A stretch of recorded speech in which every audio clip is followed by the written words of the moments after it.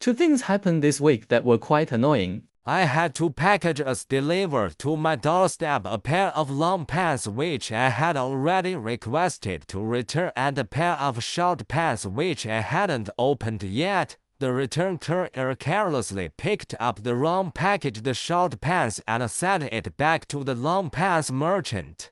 The long pants then vanished from my doorstep. The courier refused to admit his mistake, falsely claimed I wrote the wrong return code on the package, and even called the police to bluff me. Because the building has no surveillance cameras, the police treated it as a minor civil dispute and didn't intervene.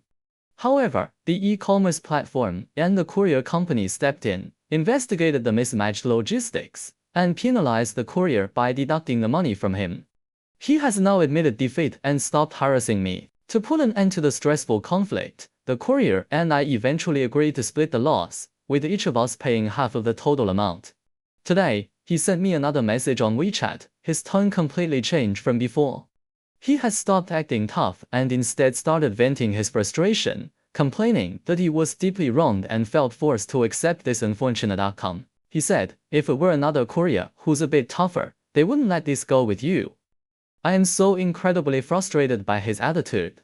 It was entirely his own carelessness that caused this mess in the first place. Yet he had the nerve to act like the victim and threaten me with intimidation tactics.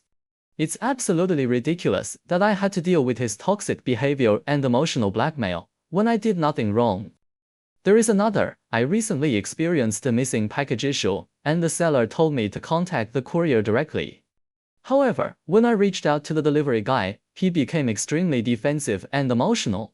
He started venting his frustrations at me, complaining about how stressful his job is, how little he earns per delivery, only about 0.7 RMB, and how a 30 RMB compensation would wipe out his entire day's work.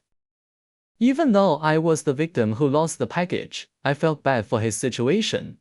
I tried to be understanding, offered to let him keep the money he transferred me, and politely de-escalated the conversation.